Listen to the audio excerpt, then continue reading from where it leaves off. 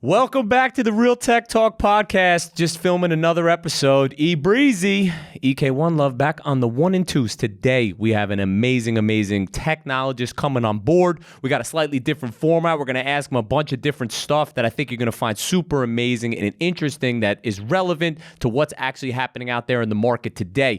Tie back that PropTech into how it is actually changing the way in which we build, develop, and the way we live in our assets each day.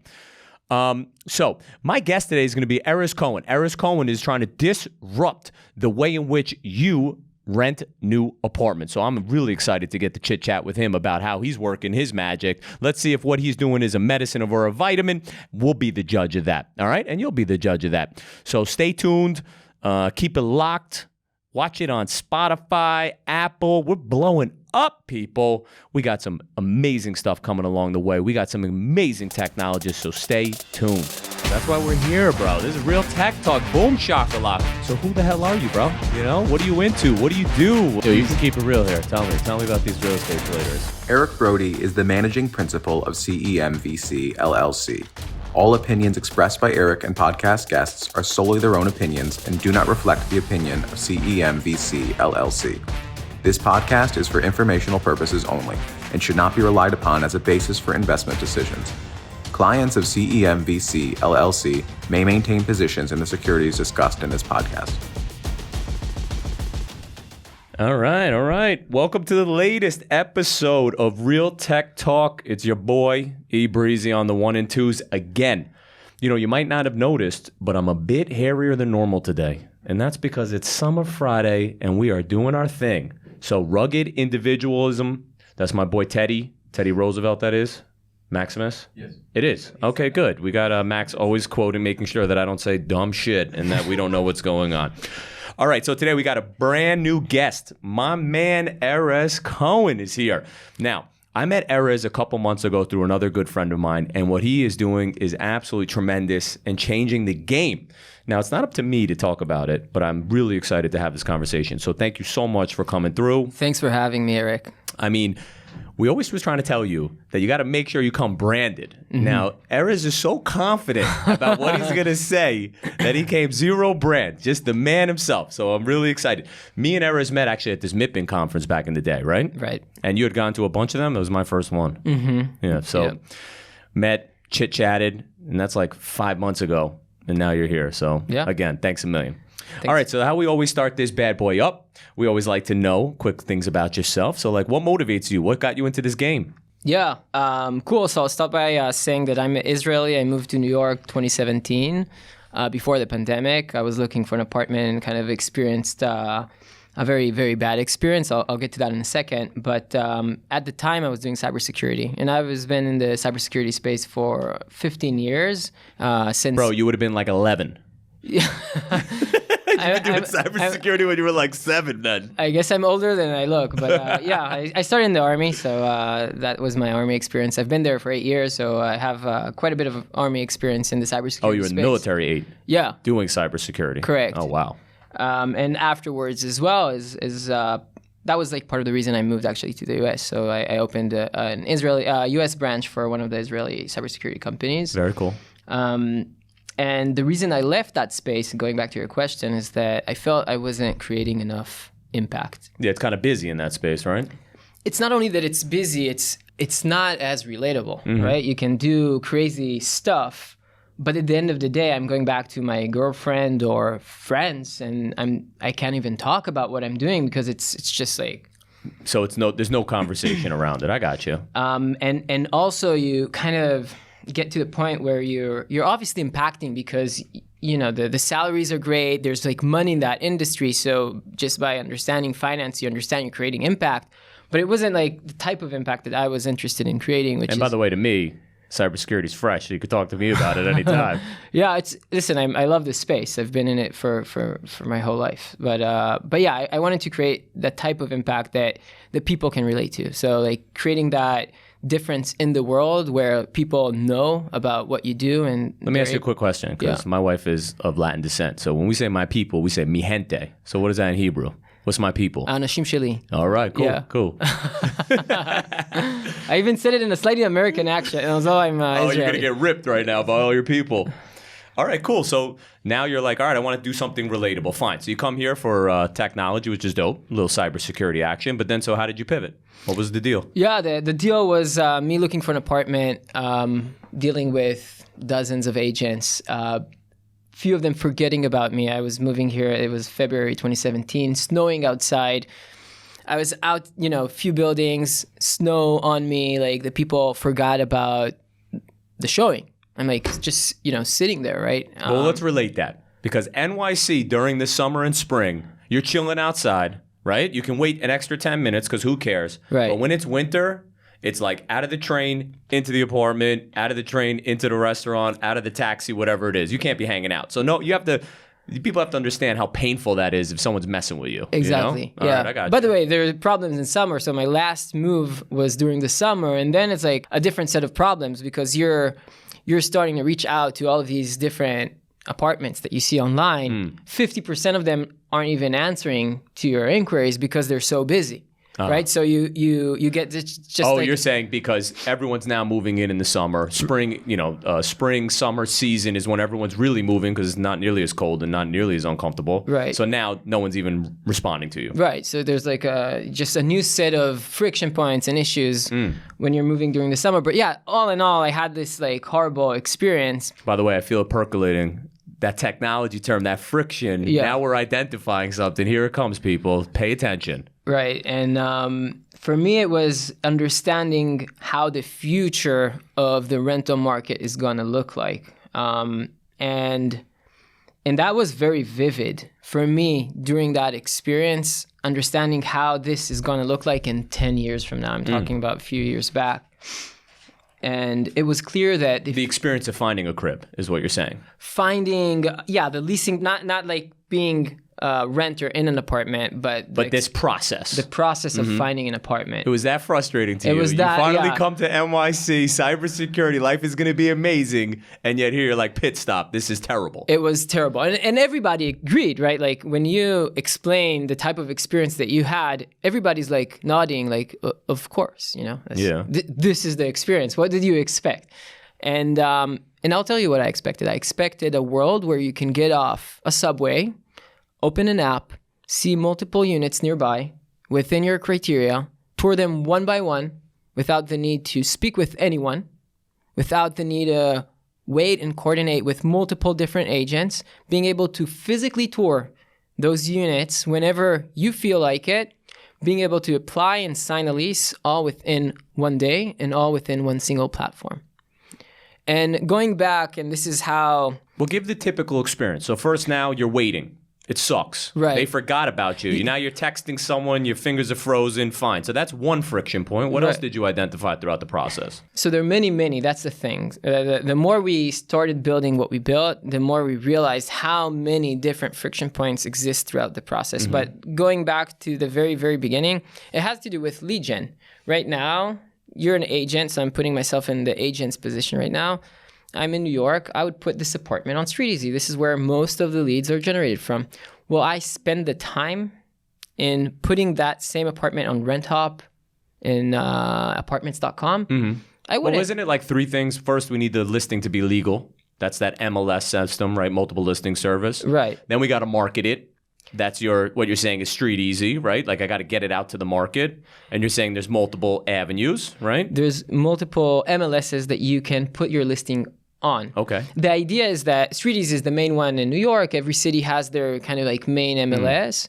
The idea is that from an agent perspective, it only makes sense for them to really work with the one, maybe two most leading MLSs that generate most of their leads because it takes them the same amount of time to put that listing on StreetEasy versus apartments.com. Right. In but New for York. them, their motivation is I just got to get paid, right? So I want to pay the money. I want to get the listing. Boom. Want to get it done, right? I want to do it as fast as possible. And that's the thing. So as an agent, you would only put it on StreetEasy. So you're limiting the amount of leads that are arriving to your apartment. Well, let's go back, though, because I want to understand your experience, Okay. and what you created, how this popped into your brain. So now you're pissed off. You're waiting for these agents, right? Right. And then you're saying, what else did you? So that was the germination of the idea, Right. That was the second phase. The first one is the fact that you need to coordinate with multiple different agents over email and phone calls. And that's really where it starts, right? So you see it on StreetEasy and then you start reaching out.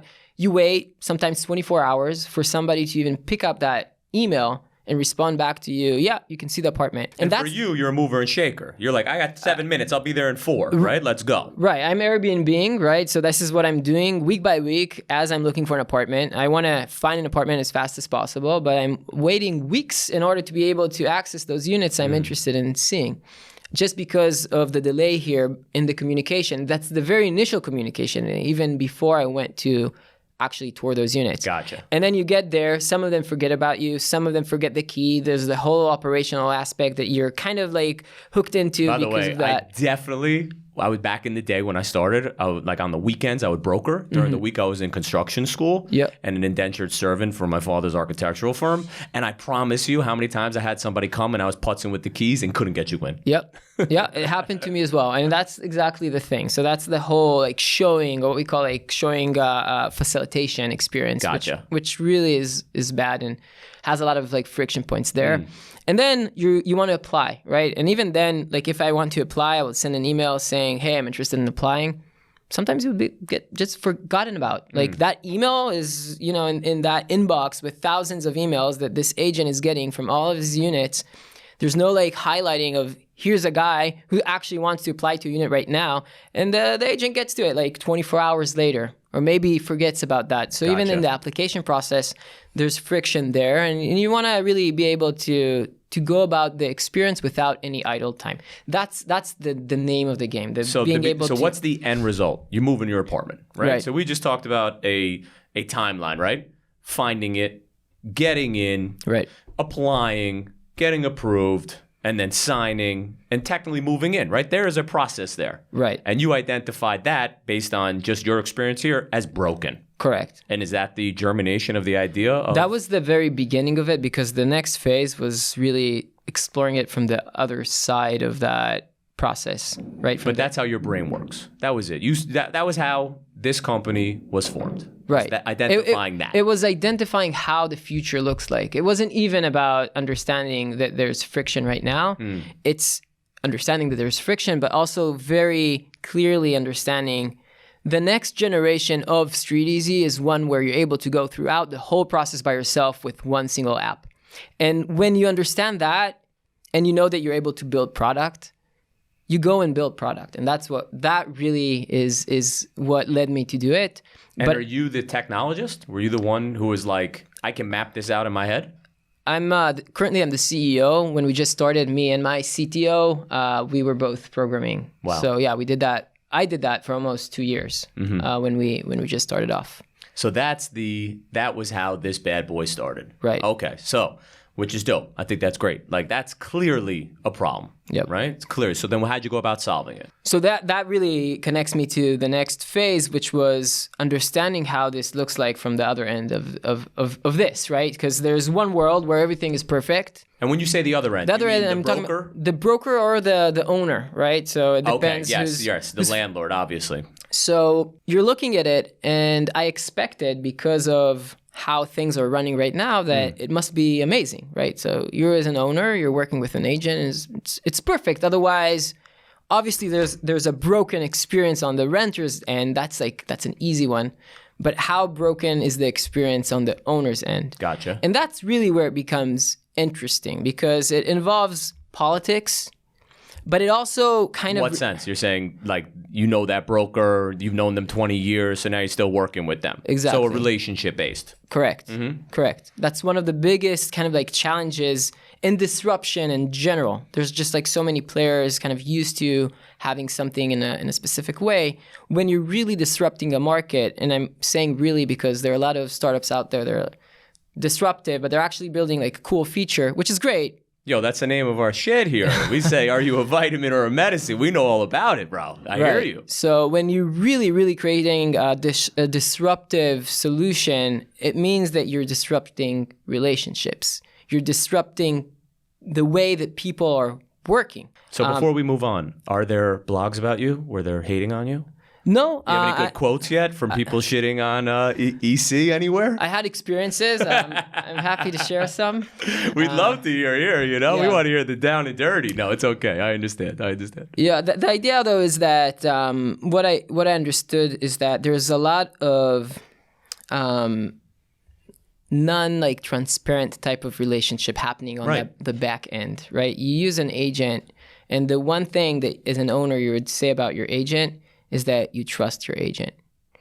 And that word by itself means a lot because it means that you have to trust the agent to know that they're doing a good job because there's no other way. Well, the effective truth there, though, is that it gets rented quickly, right?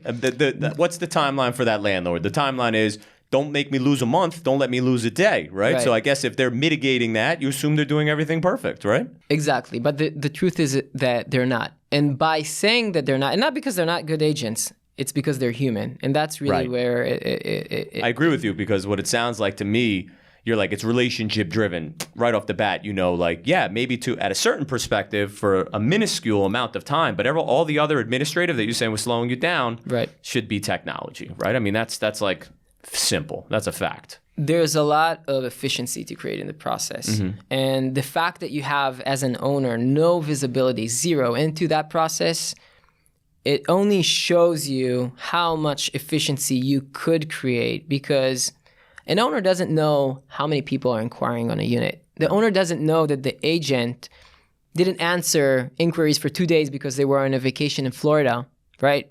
Like they would never know. They'd only know if they were losing money. Right. And even then, they would only know about it after the fact and quite after the fact. So right now, the market is super hot, so it's not so relevant to talk about days on market. But days on market is actually like a super important KPI, especially when you That's a key performance indicator, people. I'm going to translate for them. Don't worry. You keep moving. Thank you.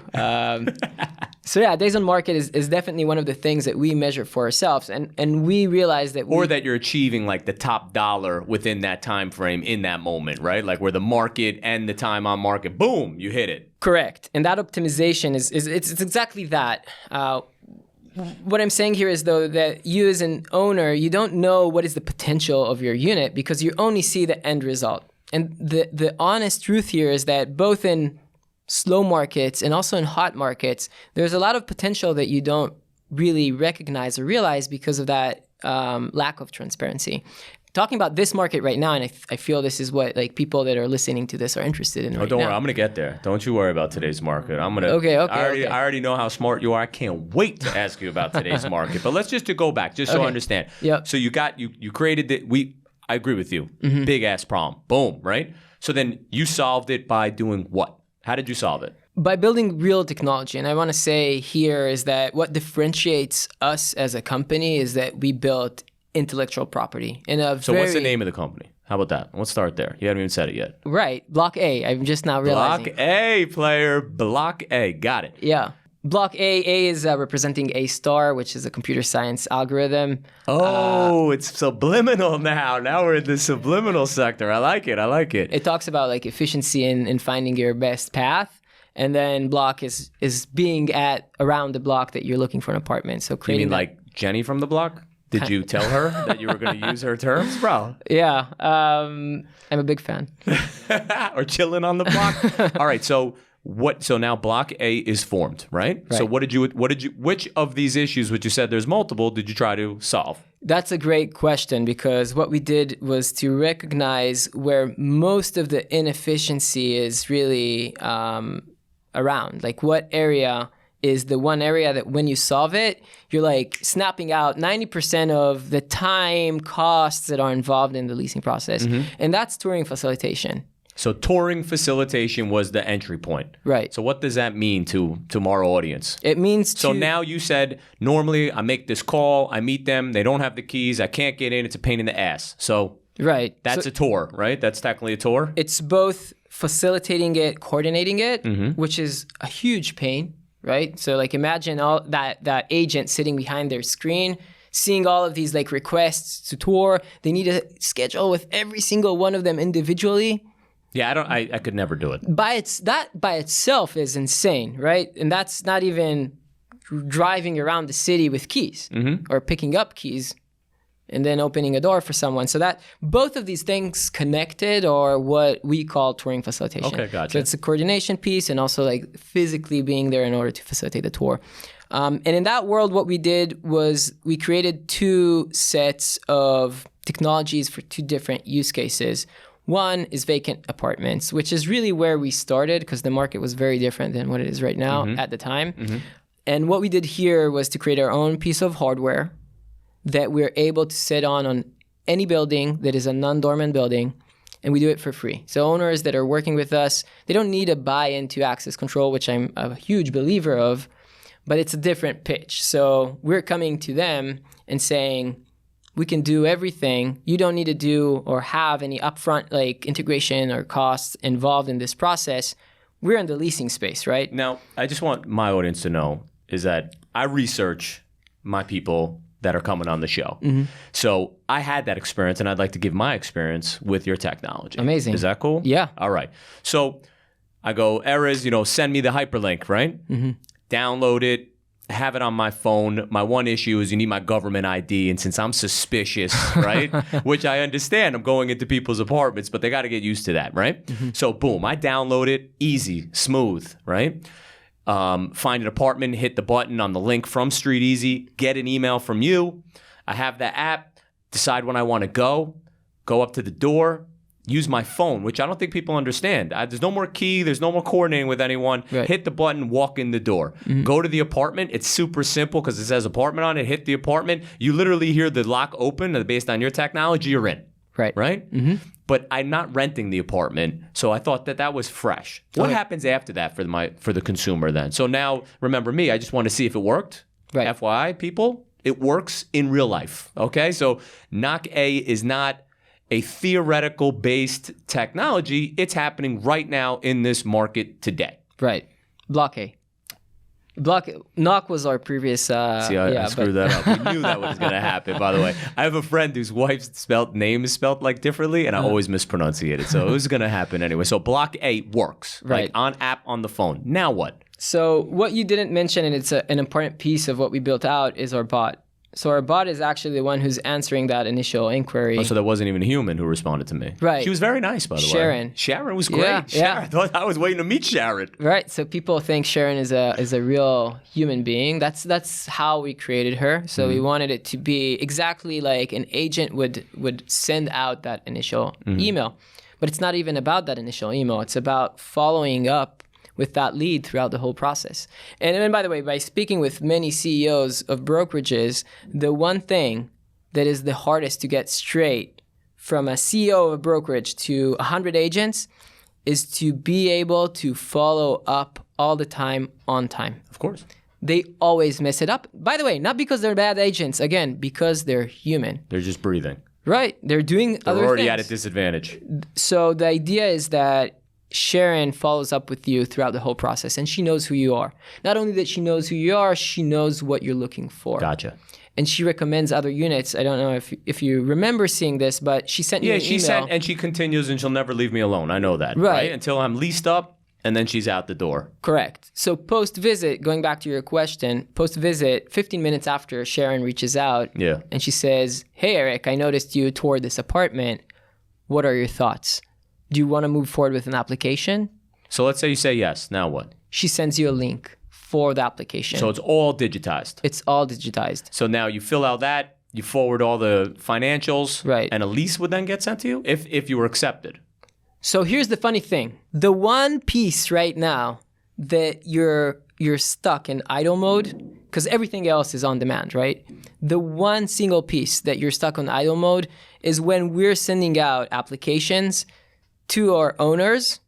Sometimes they respond like instantly, but sometimes it would take them a day, 2 days, 3 days to respond, which is insane because everything else, which is like way harder when you think about it, facilitating tours, answering emails, and all of that, and then you send out a full-blown application of someone who's like, the hottest lead you can ever have, interested in this apartment. And qualified. And, well, the qualification is part of the application process, right? So credit score check and all of that. At the end of the day, the owner is the one who approves or denies the application, depending on whatever criteria they have. But that process itself is the only idle time that you would have as a renter throughout the whole process. So you're able to, from the initial inquiry all the way to having sent out a full-blown application, you could have that done within 2 hours. So you've solved that, which is amazing. So tell me, and I was a user, right? I'm not playing around. I wanted to try it. It works. So now tell me, where do you stand? Where do you stand with the company, and how big are you right now, and what's the latest things that you're looking to do and that you need? Yeah. So as a company, we're currently 26 people. We're pre-A, so in terms of our fundraising, that's where we are. We are working on over 4,000 units in New York City. So we're focused on New York. The idea is to create density in order to create an amazing experience for renters.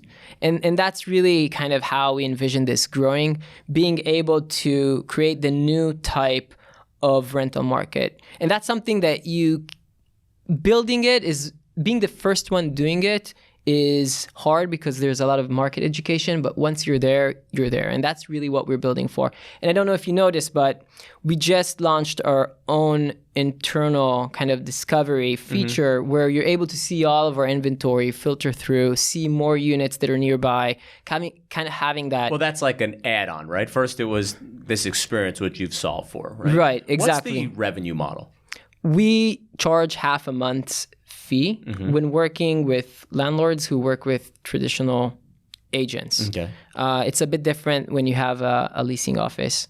Most of our landlords are working right, with... you said this is a non-doorman, like non-new development, right? This is... Our focus is right now on the market which is underserved, and that's really like the small, medium types of buildings where every single touring is a process, right? Where somebody else needs to go somewhere across the city to basically open a door for a showing.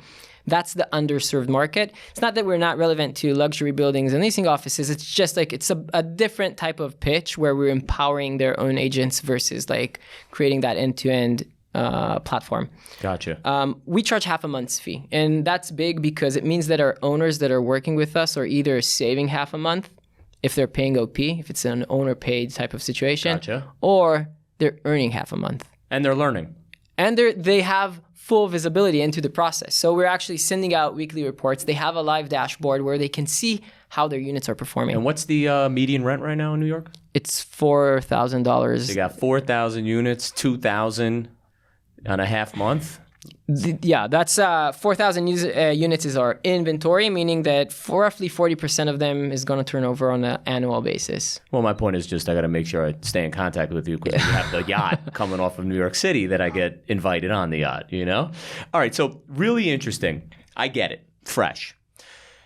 You know, I get to speak to you. My audience has never met you before. And what I found was just how incredibly intelligent. I'm not trying to blow smoke up your ass, all right? I'm just telling you the truth. Like, getting to speak to you, it's like, this guy is just working on a different level and understanding. So I want to ask you some questions about what you were just stating earlier, what was relevant to today's market, okay? So 2 things came out, and I just want your honest opinion on what your thought process is. Yep. So the first thing is this article came out of NYU Stern. Did you see that article? This like 70-page document, all this calculus of which I'm not prepared to understand, which basically was talking about the effect of office values, right? Being like losing $50 billion in NYC and $500 billion throughout the country. What do you think that impact is then on New York City's like population and then the price of the rents, so to speak, because you're in the middle of that? Right. So it's hard for me to talk about like office space and commercial. Well, but there is a correlation, right? What we see right now, and it could be correlated and it could be not correlated, but what we see is a very strong opposite trend, right? Where units are now valued more than they ever were before in the history of New York City. So right now... So why is that? Why is it so crazy? You look at the data and it's like all over the place, but you know because you're signing, it's more. Right. Why? That's, in my opinion, this is purely... By the way, we want your opinion. You're the man. That's why we're asking you. We need the opinion. So it's very interesting. One is inflation. So it played out here. So you can definitely talk about inflation in the general market, basically pushing up rents. And I would argue that the inflation trends that you see are correlated with rents, but there's a lag there, right? So there's starting to be inflations, but then only months afterwards, you're really starting to get that feeling from like a rent. And that's because leases are at least a month, if not a year, right? Right, exactly. So that's kind of what we saw happening here. So what's your prediction? This is my favorite, by the way, because Elon Musk is always wrong. Okay. 1 year, are rents up or down? I think that the rents would stay flat in a year from now, maybe for a 2-year period. But all in all, I don't think the trend is going to Summer change. 2023, Max, he's back on. Find out if his prediction was right. Another thing I want to say in regards to this market is that the effect of psychology here is big. And that's true in finance, and it's also true when you're talking about the rental market. All right, you got to break that down from my Neanderthal brain. What's effective psychology? What you see in the market right now is a renter who either is looking to move or is looking for an apartment right now. So the psychology of that marketplace. Right, is such where you just got a 20%, 30%, sometimes more increase on your renewal, right? And you're looking to see what's happening right now in the market, because that's what you would always do. Even if you're satisfied with where you are, you want to know what you're competing against. The problem is that everybody is seeing the same thing. And that same thing is that people are renewing. There's no units. And that never happened before COVID, not during COVID, like the vacancy was crazy. I'm talking about years before COVID. There was enough inventory, and the idea here is to say there was enough inventory for you as a renter to go out and see some units that fit your criteria. Right now, you can be in a 2-bid in the East Village, and you would look for a 2-bid in the East Village, and you won't see anything. Or you would see something that, is like way off in Alphabet City, and you don't want to live there.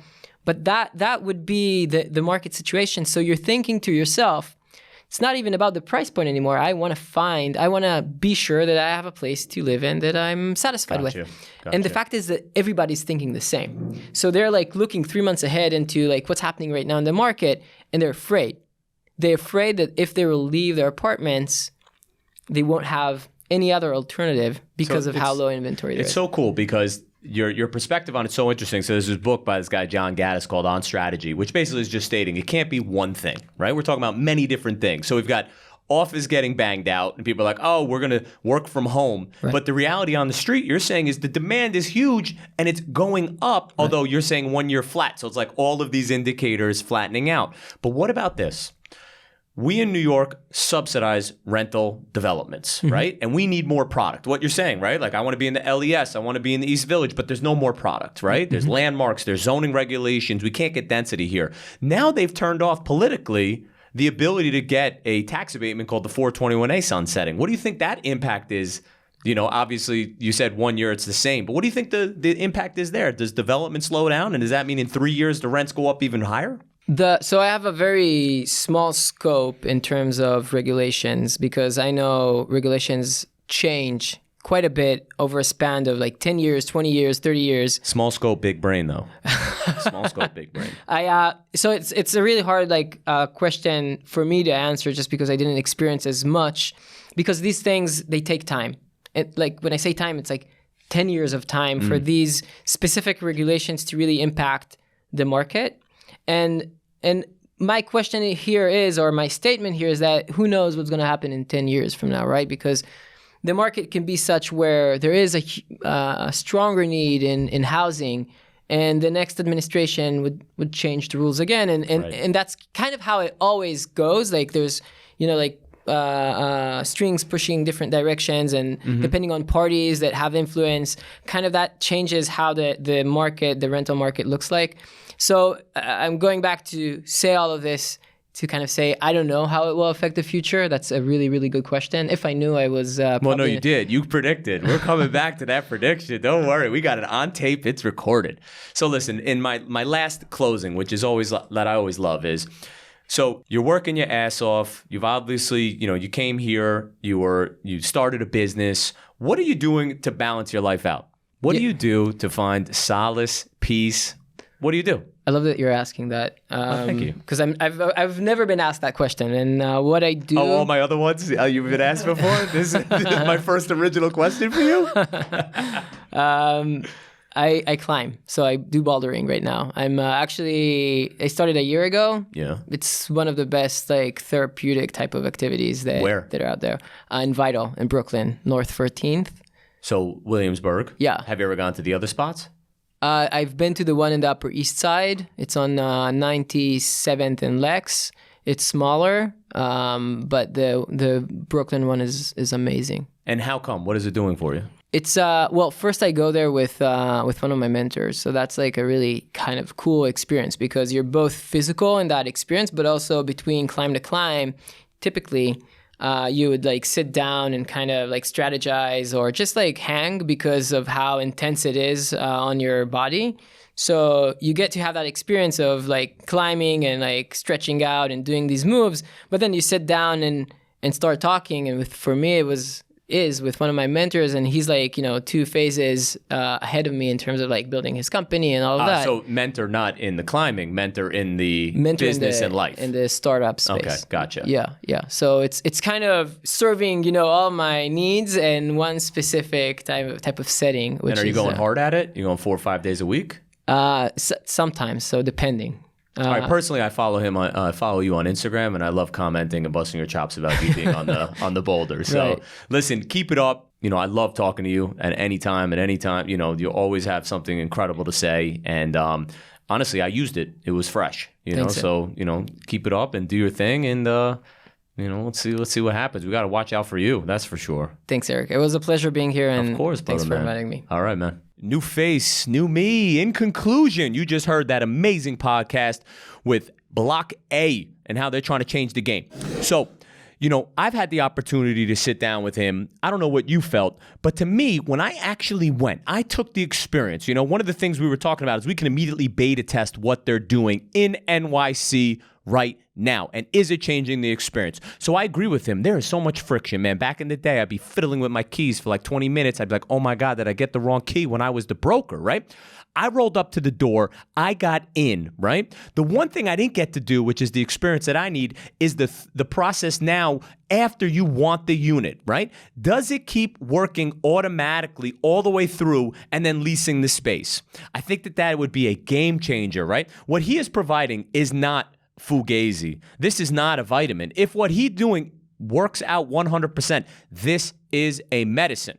Now, what's interesting, though, when we're starting to look at it, and as we learn about where we're going to make these investments is now the time to be investing in PropTech? Is PropTech the move to be made? So I'm going to take a look at some of his economics, but I am super interested to see if not only I could invest in his company, but if that I can change the trajectory and see if we can really boost it, because I think what he's doing is absolutely incredible. So he gets the seal of approval from EBreezy. That is a change in the game in NYC right now. Now we got to go find out if he could change the world. And if he is, you know me, with my big mouth, I like to put my money where my mouth is. So let's see.